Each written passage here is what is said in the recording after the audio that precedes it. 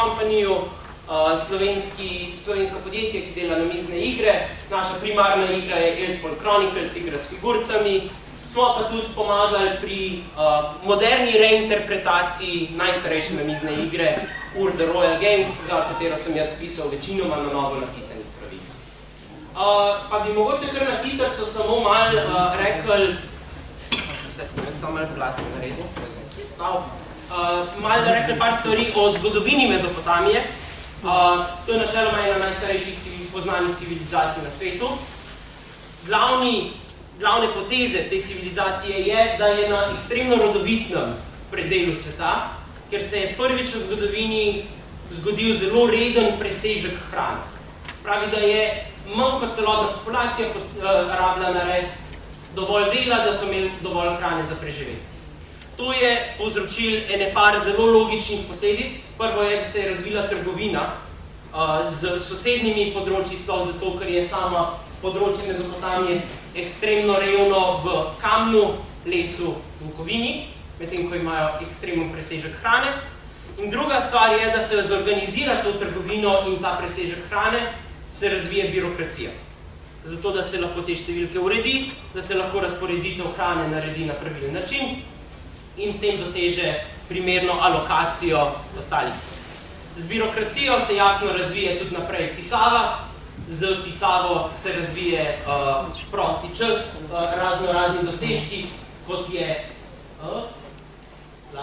Hamurabijev zakonik, eden najstarejših in najpopolnejših spisanih zakonikov, znanih zakonikov na tem svetu, in ep o Gilgamešu, se pravi pripovedovanje zgodb, da preživljamo prosti čas. In s tem tudi pride do nekega bolj aktivnega preživljanja prostega časa, ker imamo spet preveč hrane, dostop do pisave in s tem čas zaporabljati oziroma delati nekaj drugega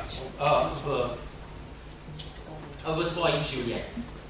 Zdaj, Mezopotamija na splošno je konglomerat raznoraznih kultur. To ni neka enotna civilizacija, kakor bi to lahko rekli v primeru Egipta, ampak je ekstremno raznovrstna, res hodgepodge vsega mogočega in cca 4000 let zgodovine oziroma res aktivnega delovanja na tem področju, kjer se je zamenjalo ogromno enih imperijev, ogromno enih mestnih državic, ogromno enih sprememb, vojen, nasprotovanja, tako da ne moramo nikoli zares govoriti o neki, ko rečemo Mezopotamija, mislimo 5 različnih močnih kultur, kar je, na primer, zelo razlika z kakimi drugimi civilizacijami, kot je Egipt. Glavno povezovalno dejstvo celotne mezopotamske civilizacije oziroma te kulturne sfere je klinopis. To je njihova pisava. Tukaj lahko malo vidite, kako zgleda, ne vidite zelo dober. Klinopis je neka celostna, nekaj, kar povezuje vseh teh 4000 let zgodovine in je glavni povezovalni faktor. Malo bolj nasplošno o mestu Ur tudi. Mesto Ur je bilo eno od mest znotraj civilizacije. Zdaj, če pogledamo na zemljevid, ga vidimo tukaj. Danes ostanki mesta Ur ležijo 150 km stran od obale.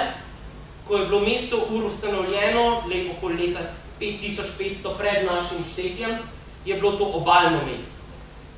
In je znotraj teh 5000 let sta Evfrat in Tigris nanesla toliko nanosov sedimentov, da se je premaknilo za 150 km v notranjost. In to je tudi ena od glavnih posledic, ko pridemo enkrat do propada Ur. Ur je bil samostojno mesto, začelo je mesto kot lastna mestna država, nekje 5500 pred našim štetjem naj bi bili te sami začetki mesta Ur, ki se je potem razvijal do prvega takega res eksplozije in prve zlate dobe okoli leta 2900 pred našim štetjem, ko je trajanje prve dinastije mesta Ur in tudi ta prva dinastija je za nas najbolj zanimiva, ker v grobnicah prve dinastije mesta Ur so našli najstarejše igralne plošče za namizno igro kraljevega mesta Ur. Po teh 400 letih zlate dobe, ko je mesto Ur bilo večinoma samostojno, jih je zavzel Akadski imperij. Po razpadu Akadskega imperija je bila spet velika doba nestabilnosti, ustanovila se je tretja dinastija mesta Ur in to je načeloma zlata doba mesta Ur, okoli leta 2100 pred našim štetjem. In v tej dobi je tudi bil zgrajen najbolj značilna ikona mesta Ur in to je zigurat v Ur. To je sodobna rekonstrukcija načeloma. Sodobna rekonstrukcija. Vidimo pa na vrhu še nekaj ostankov in načeloma, ko je bil Ur odkrit leta 1853 ponovno, je tole v bistvu vse, kar je gledali ven. Vse, kar vidimo zdaj tle okoli in kar je rekonstruirano, to je bilo vse odkopano in potem na novo skonstruirano, ker je stvar bila popolnoma porušena. Po padcu tretje dinastije, tam okoli 1900 pred našim štetjem, se je začel kar precej strm propad mesta Ur. Tudi načeloma na tej točki ni bilo več obalno mesto in s tem so zelo zgubili na pomenu v trgovini in s tem se je začel zaton. Imamo dokaze, da je po 300 let, tam med 1200 in 900, bilo mesto popolnoma zapuščeno, ponovno naseljeno okoli leta 900, in zadnjič popolno zapuščeno 700 pred našim štetjem in pozabljeno do leta nič. Mezopotamija je ekstremno zanimiva, ker je celoten predel oziroma civilizacija, ki je bila praktično popolnoma pozabljena za skoraj 2000 let. O Babilonu smo imeli do leta 1800 znanje in zapiske praktično samo iz Biblije. Potem se je pa začel ta arheološki boom okoli 19. stoletja in s tem se je tudi začelo raziskovati ponovno Mezopotamijo in se je odkrili ogromno enih mest, vključno z mestom Ur, ziguratom in najpomembnejšim odkritjem v mestu Ur, to je grobnica prve dinastije v mestu Ur. Sicer mesto Ur samo je bilo odkrito 1850, tam okoli, grobnico so odkrili šele 1920, in trajalo je 13 let, da so jo odkrili oziroma odkopali v celoti. Praktično celotna vsebina te grobnice je danes v British Museumu v Londonu, tako kot večina teh stvari, vključno z vsemi za nas relevantnimi eksponati, ki so jih odkrili. In to nekako je zgodovina Mezopotamije, tako da imamo malo okvirja, o čem se pogovarjamo, ko se začnemo pogovarjati o glavni stvari za danes in to je tale plošča, ena od 5 igralnih plošč, odkritih znotraj grobnice prve dinastije in datirana tam nekje 2600 pred našim štetjem. Ko so odkrili te plošče, je bilo zelo hitro jasno, da gre za namizno igro. Zakaj? Zato, ker imajo dizajn, se pravi oblika, 6 polj, 4 polja po tej dolžini, povezano z mostom, vsa identična, vključno z pozicioniranjem rozet. Rozete so edini tip polja, ki je vedno plasiran na identičnih mestih na vseh odkritih ploščah. V tej prvi grobnici v mestu Ur so odkrili prvih 5 teh plošč in jih datirali tam okoli leta 2400 pred našim štetjem, je pa vseh 5 različnih kvalitet. Se pravi, sam material zelo različen, eni so ta je najlepše okrašena od vseh, eni so veliko bolj osnovni, se pravi, je bil razpon v tem, kdo je uporabljal te plošče. In s kasnejšimi odkriti se je kar naenkrat pokazalo, da je teh takih plošč s tako obliko in tako plasiranimi rozetami ogromno. Odkrili so jih na Šrilanki, odkrili so jih na Cipru, odkrili so jih v Turčiji in odkrili so jih v Egiptu. Tako da na vrhuncu te igre je bila igra ekstremno razširjena geografsko in ekstremno razširjena v populaciji. Se pravi, igrali so jo vsi od navadnih, revnih ljudi do kraljev. To je primer kraljeve igre in to je primer igre, ki so uporabljali stražarji v templju Sargona II. 700 pred našim štetjem, ko so si samo igro urezali v nogo od kipa na vhodu v ta tempelj. Da so medtem, ko so tam čakali, da jim stražili imeli kaj za početi. Tukaj tudi vidimo neko manjšo variacijo z temi ekstra polji. Zdaj, bodi si je to neka malo krije, skoraj 2000 let med temi dvemi zadevami. Lahko, da se je igra razvila, pa ne vemo za to. Lahko pa, da samo so se jim je ratali dolg čas igrati osnovno igro, so se razširili stvar, ali pa so samo narobe urezali, pa v kamen je težko pa izredirati, kar si urezal. Pa je ostalo to ekstra. Se pravi, igra je bila izjemno razširjena med vsemi populacijami in to vidimo tudi iz naših lingvističnih virov. V mezopotamski literaturi se termine iz igre, iz Royal Game of Ura, uporablja, kot mi uporabljamo danes termine iz šaha. Šahmat, vsi razumemo, kaj se dogaja. Na isti način so v mezopotamski literaturi uporabljali termine, ki se uporabljajo pri interpretaciji pravil te namizne igre in je bilo od vseh pričakovano, da je ta termin jasno razumljiv komurkoli, ki posluša oziroma bere ta tekst. Se pravi, igra je bila res zakoreninjena v vsak dan teh ljudi. Igra se je, poleg tega, da se je uporabljala za preživljanje prostega časa, uporabljala tudi kot način za napovedovanje prihodnosti. Imamo določene vire, to bomo potem bolj pri interpretaciji pravil razlagali, imamo vire, ki nam povejo, kako, na kakšen način so interpretirali mete kock pri igri, na katera polja pristaneš, ob katerem metu in tako naprej. In prav tako se je igra uporabljala za igre na srečo, se razume.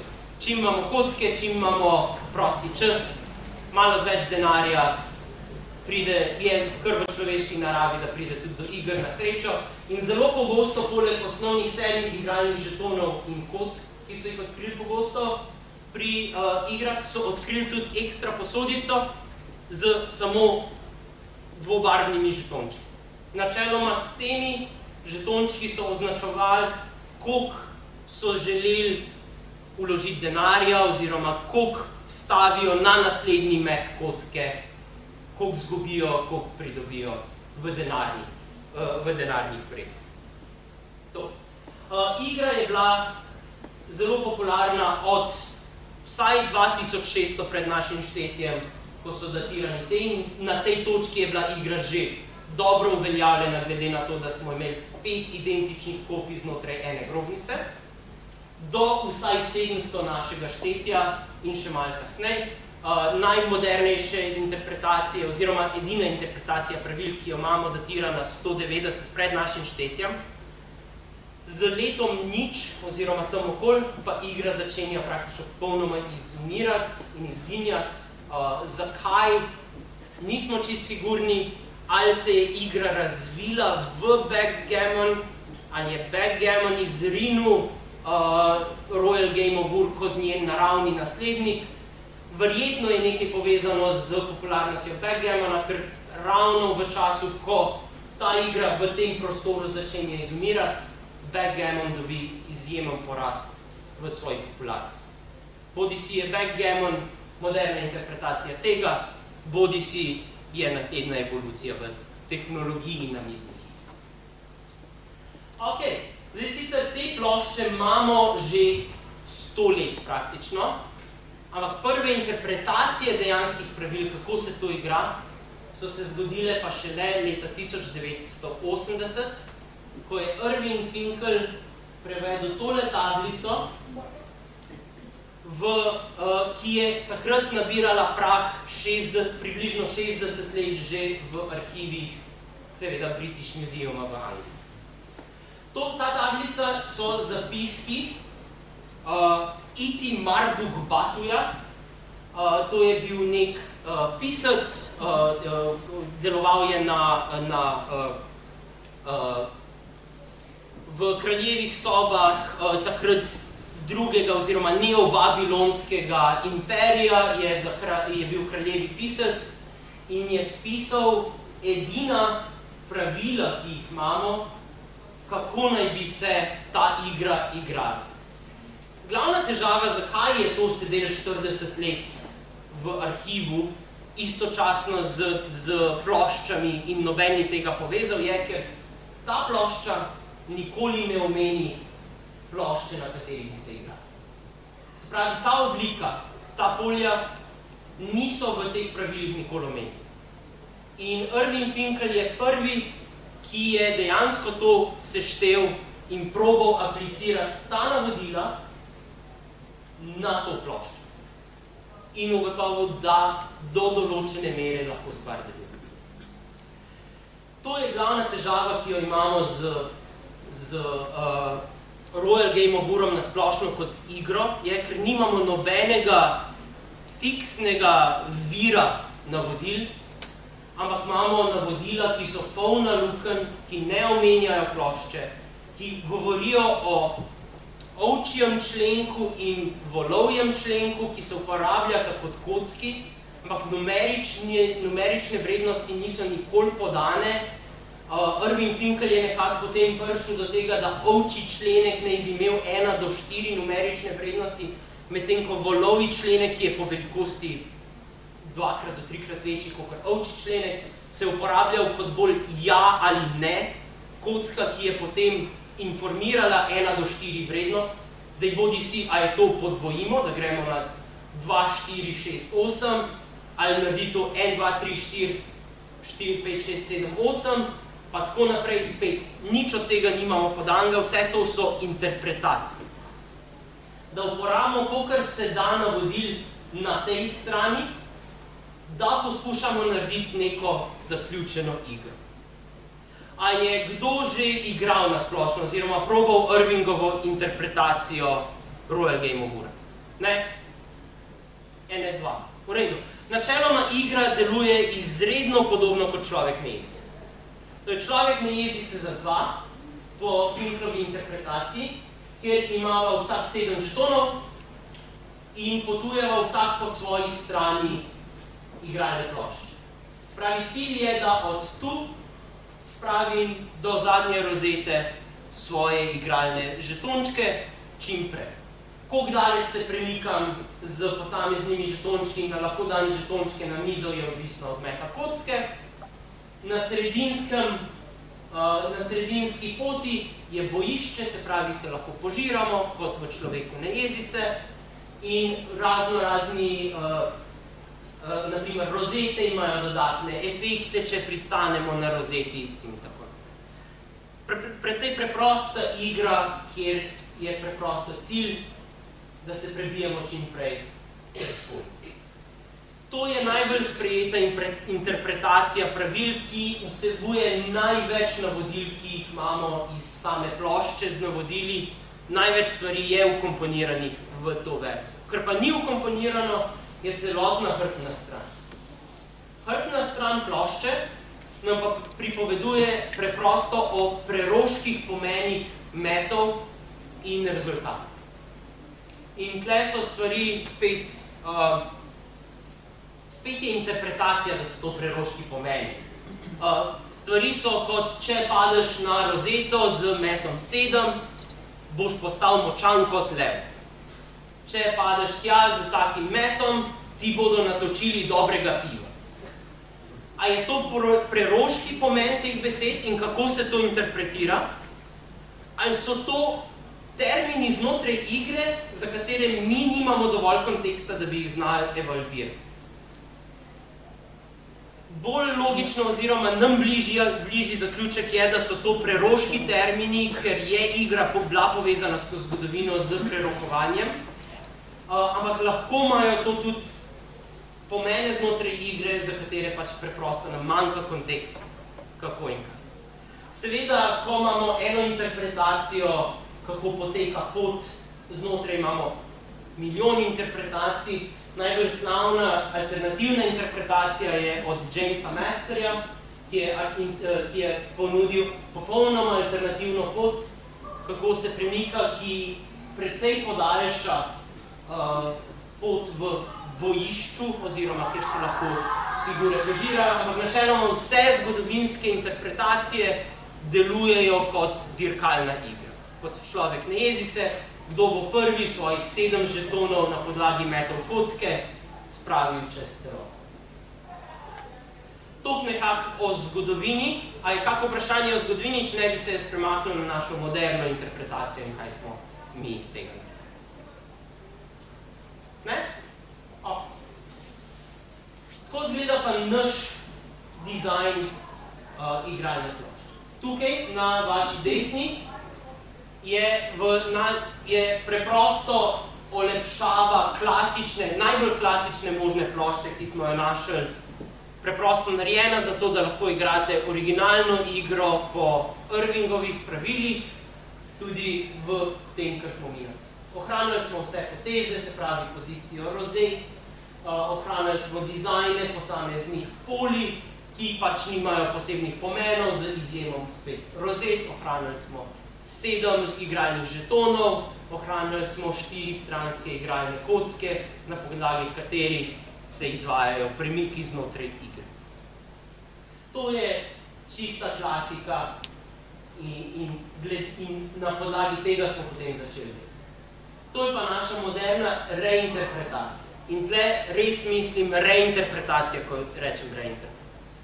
Mi se nismo lotili igre, kot da bi naredili nekaj, kar je arheološko natančno. Mi smo se lotili igre, da naredimo nekaj, kar je zanimivo igrati človeku, ki je že sprobal kako moderno namizno igro, ampak da ima še zmeraj pridih 4000 let zgodovine, na čemer bazira sama igra. Se pravi, ohranili smo obliko same mize, ohranili smo pozicijo in pomen rozet v igri, tukaj sredinsko tudi vidite pod simbolom, in dodali smo še malo več mitologije, mezopotamske mitologije. Dodali smo slike njihovih najpomembnejših bogov, ohranili smo poimenovanje predelov namizne igre kot nebesa, most, zemlja, to je revni predel in to je kraljevi predel, same igralne mize, se pravi, to smo vse ohranili. Česar pa nismo ohranili, je celoten koncept dirkalne igre. Dirkalne igre z tako omejeno mizo so po naših izkušnjah zelo hitro, zelo zamenljive, ker je met kocke edina stvar, ki je pomembna znotraj igre in same odločitve ne delajo velike vloge, kako se igra razvija. Zato smo celoten cilj igre zamenjali v igro podobno šahu, se pravi kontrolo nad mizo. In zato, ker so rozete glavna stvar, ki je ohranjena na vseh igralnih ploščah, se pri nas igra zmaga, tako da nekdo kontrolira z figurami vse 4 rozete, ki so ostale na igralni plošči. Sredinska rozeta ne šteje za zmago, je pa zelo pomembna v sami igri. Zdaj, zato, ko hočemo iti na popolnoma spremenjen cilj, se pravi, da se ne premikamo več z žetoni dol iz mize, je treba celotno pot premikanja znotraj igre popolnoma zamenjati, spremeniti. Kar pomeni, ni več fiksne smeri, v katero se premika, in ni več fiksne strani igralne plošče za vsakega od igralcev. To smo umaknili, dovolimo, da se figure premikajo naprej in nazaj, se pravi, se iz tega polja lahko premakneš gor, desno ali levo, so pa še zmeraj zaprti predeli, se pravi, kjer se ne moreš premakniti. Iz tega polja se ne moreš premakniti na desno rozeto, je treba iti naokoli. Se pravi, osnovne poteze same poti smo ohranili, samo dovolili smo igralnim figuram, da se premaknejo tudi na nasprotno stran polja, na nasprotno stran igralne plošče in da se premikajo figure naprej in nazaj. In s tem smo zelo hitro odprli veliko več taktičnih odločitev znotraj same igre, ko je treba razmišljati o poziciji na mizi, ne samo kdaj, kam se bom premikal, da bom prišel čim prej čez, ampak kdaj bom lahko postavil kakšno past, kje bom točno kontroliral določene stvari, kam bom dodajal nove igranje žetone. Isto smo ohranili 4-strano kocko, samo da smo razdelili iz ja ali ne odločitve kocke na 3 rezultate. Nič, se pravi prazna stran, srebrna ali zlata. In glede na kombinacijo srebrnih, zlatih in praznih, ti potem igra dovoljuje razne premike ali postavljanje novih žetonov. En pobarvan vrh ti da premik enega žetona za ena v katerokoli smer. 2 pobarvana vrhova ti data 2 premika z enim žetonom ali 2x po en premik z 2 različnima žetonoma. Vedno lahko postaviš nov igralni žeton na enega od vhodov in potem glede na kombinacijo barvnih lahko postavljaš žetone tudi na sredinsko vrsto na bogov. S tem smo spet odprli variacijo v metih in razdelili posamezne mete iz enega fiksnega rezultata v večjo količino potencialnih odločitev za igralce.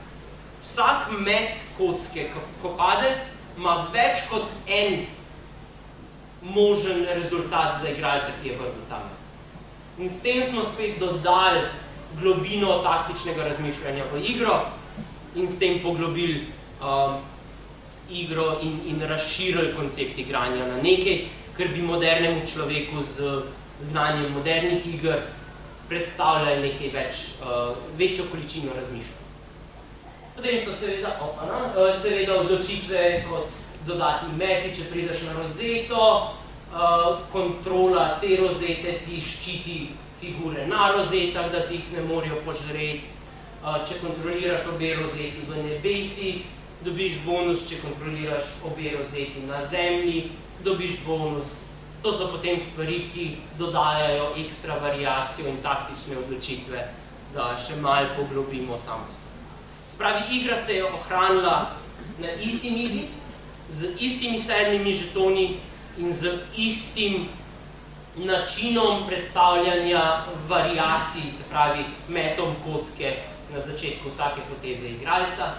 Kar smo poglobili je cilj igre in poglobili smo količino odločitev, ki jih igralec sprejema znotraj same igre. Tako s tem nekako smo probali res narediti nekaj, kar predstavi nekomu in zgodovino same igre, še zmer daje ta občutek, ampak naredi tudi nekaj, kar bi ljudje bili pripravljeni igrati več kot 1, 2x, 3x, če te zanima nekaj malo bolj kompleksno. Tako to, nekako na hitrco 4500 let zgodovine najstarejše odkrite namizne igre na svetu. Ma kdo kako vprašanje? Ja. Kje se lahko najde taka navodila ponova? Torej, taka ste jih razvili? Tako smo jih razvili so na naši spletni strani, na Kickstarterju, plus v hali tle spodaj je stojnica z 2 prototipoma, se lahko tudi sproba sama pravila igre, sedaj. Igra še ni. Igra je trenutno v produkciji. Igra je razvita, končana, vse, samo še produkcija na Kitajskem. In potem seveda ta veseli del, ki je shipping.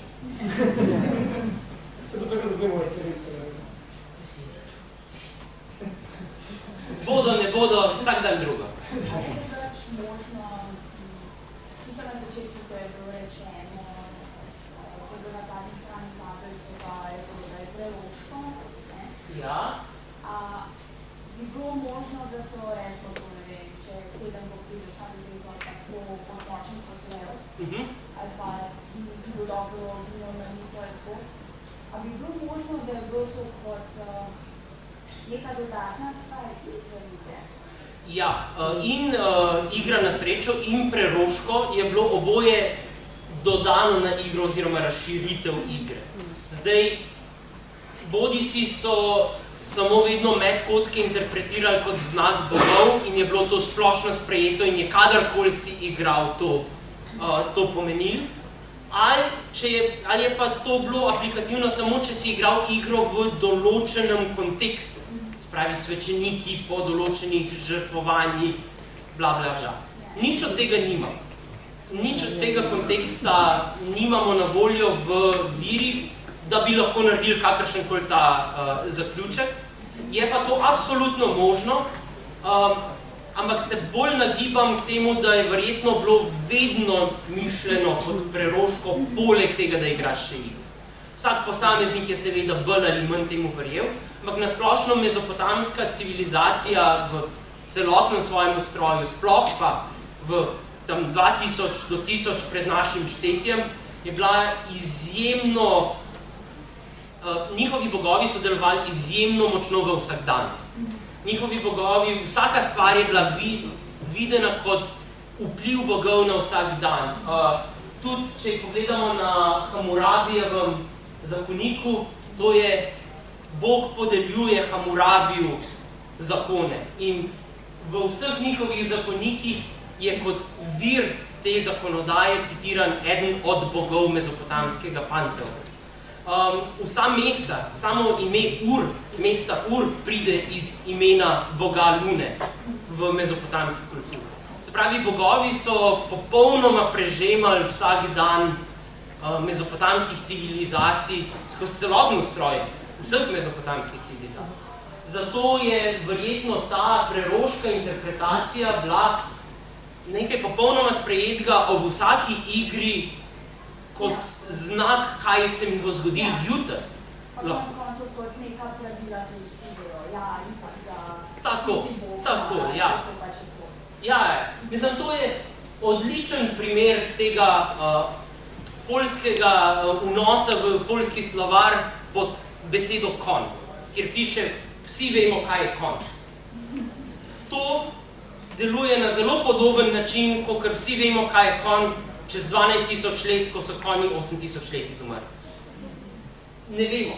Njim se zdi, da bi mi to mogli vedeti, ampak mi ne vemo. In je dobršen procent obeh teh stranic te ploščice napisan na tak način, da imamo mi veliko več konteksta, kot ga imamo na voljo. Plus, da je ta plošča bila napisana 200 pred našim štetjem, kar pomeni več kot 2000 let razlike med to igralno ploščo in to interpretacijo pravil. Ker je spet še en aspekt interpretacije pravil, ki nam naredi res veliko preglavic in vprašanj, ker znotraj 2000 let se igra absolutno razvije in spremeni. Kot zanimivost, najbližji približek tej interpretaciji je v enem indijskem mestu, kjer imaš malo židovsko diasporo, ki je igrala igro na identični plošči temu, do pred 50 leti, ko je igra načeloma samo še arhivsko ohranjena. Tista populacija, židovska populacija v tem indijskem mestu je igrala igro, ki je največji približek temu, kar smo odkrili v zadnjih 2000 letih, da bi se igrali podobno temu. Kako je stvar prišla tja, kako se je tam ohranila, Bog si ga vedi, ampak igra, razen tega, da ima ploščo, identično, in da se uporablja 7 igralnih žetonov na stran, nima prav dosti skupnega z to interpretacijo. Ja. Prej ste omenili eno drugo igro, ki naj bi nadomestila, ja. Backgammon. Ja, a bi lahko sklepali kakšne pravila za nazaj iz pravil Backgammona? Problem sklepanja iz Backgammona na kraljevo igro Ur je, da ne vemo, ali je naslednik ali je nadomestnik. In če hočemo mi tista pravila uporabiti kot nekaj, kar bi nam informirali, kakšna pravila imamo mi za to igro, bi mogli imeti nek dokaz, da je tisto neposredni naslednik tega, kot razvoj te igre in ne kot nadomestnik. In trenutno imamo arheološko identično količino dokazov za oboje. in ni variante, da bi se dejansko odločili, ali je ali ne. So, naprimer, James Masterjeva interpretacija bazira predvsej na pravilih backgammona in si je pomagal s tem znotraj same interpretacije. Ampak glih zaradi tega, ker se zanaša na pravila druge igre, za katero ne vemo, ali je ali ne, so ta pravila veliko manj sprejeta kot zgodovinsko pravilo. Ker se nanaša na sekundarne vire, za katere nimamo dokazov, da so povezani z našimi primarnimi viri. In naš primarni vir je izključno to. Pa tista židovska igra, ki ste rekel, tista ima tudi pravila dirkalna igra? Ja, je dirkalna igra, ampak so naprimer kocke so popolnoma zamenjene iz 4 stranskih kock na 6 stranske kocke. Način premikanja je tudi pa sama potovalna pot, ni ne taka, se je načeloma premikali v kači čez. Tako da poteze igre, razen to, da je dirkalna igra, da se ohranja ista količina igralnih žetonov in da se ohranja ista oblika same igralne plošče, je igra popolnoma drugačna. Kako je ta človek sploh pomeril to ploščo z drugo ploščo? To je bil kar velik preskok in sicer načeloma, ker smo sedeli na teh ploščah in ogromen teh ploščah. Teh plošč je odkrito ogromno, v res različnih kvalitetah, načinih, povezavah. Se pravi, je igra mogla biti zelo popularna. In ker so razumeli, da je to iz teksta, da so to navodila za neko igro, niso vedeli za katero, in ker smo imeli tle igralno ploščo, za katero nismo vedeli, kako se igra, je probal aplicirati ta pravila na to ploščo in probati, kaj se zgodi. Načeloma je ta pravila prvo probal aplicirati na 2 drugačni igralni plošči za stvari, ki jih danes poznamo kot Senet, pa 3-row game, in se ni izšlo, ker pravila niso delovala oziroma so bile velike lukne, še večje lukne, kot je probal aplicirati igro na to igralno.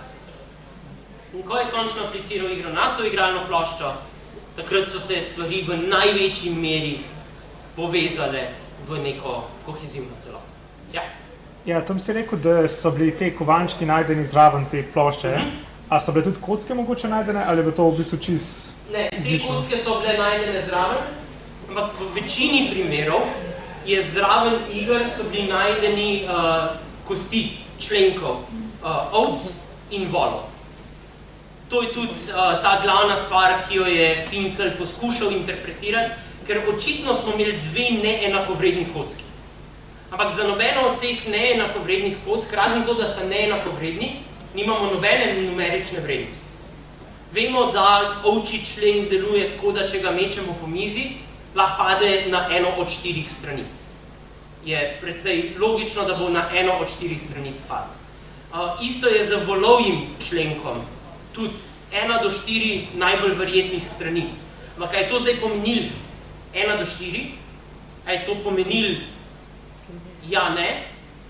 A je to pomenil 2 ne, 2 ja? Mislim, 2 ne, 1, 2? Nič od tega ne vem. Pač sklepamo lahko samo iz anatomije volovih členkov in tega, da večina kock, ki je bilo odkritih dejansko kock, so piramidne oblike. Se pravi spet 4-stranska kocka, isto kakor ovčji člen. Ampak, kakor vidite tukaj, na kockah ni nobene oznake. Nažalost niso te oznake na kockah preživele 4000 let. Tako da spet, tudi s temi kockami, ki smo jih odkrili, si ne moramo pomagati, da bi določali kakršnokoli numerično vrednost tem metu. Tako da ja, to so vse komponente, ki so zelo pogosto odkrite z igralnimi ploščami, ampak večkrat, kakor so odkrite kocke, so bili odkriti zraven živalski člen. Ja. Kaj je bila pa motivacija ali inspiracija, da ste začeli delati reinterpretacijo te igre? Je bil kak končen cilj že od štarta? Načeloma delamo namizne igre kot naša redna služba in se nam je zdelo res fascinantno, da bi probali narediti nekaj modernega iz najstarejše stvari, ki jo lahko najdemo v našem žanru. Vsem nam je zgodovina izjemno blizu, vsi imamo zelo radi zgodovino in v bistvu je bil nek osebni projekt tudi, da probamo narediti nekaj modernega iz nekaj res starega in z tega približamo zgodovino še malo modernim igralcem na mizne igre, skozi žanr, ki ga mi poznamo, v katerem imamo izkušnje in znanje in lahko nekaj doprinesemo in zgodovini in na miznimi igre. To nekaj. Se imate na timu še zgodovinarja prav? Prav šolanega zgodovinarja ne. Na timu smo, Bog pomagi, vsega svašta. Dva japonologa, pravnik pa gostinc, tako da ne, smo bolj hobi zgodovinarja. Ja. A ste imeli kaj v planu, da testirate to Irving Finkl? Dejansko smo kontaktirali Irvinga Finkla, ampak gospod je, dajmo reči, zelo blizu penzije in zelo zaposlen. Ker takihle draguljev, kakor je tale ploščica znotraj arhivov Britanskega muzeja, je malo morje. In nič od tega nimamo zares dobro interpretirati. Po številkah, ki sem jih bral nazadnje, ima British Museum pravilno katalogizirano in razstavljeno približno 20 do 30% vlastne zbirke. Kar pomeni, da imamo toliko ene zgodovine, ki sedi tam nekje v kleti, kakor je sedel tole 60 let v kartonasti škatli v kleti British Museum. Aha, ja, prav je, da moramo zaključiti, tako da to je to. Najlepša hvala, upam, da ste kaj novega zvedeli.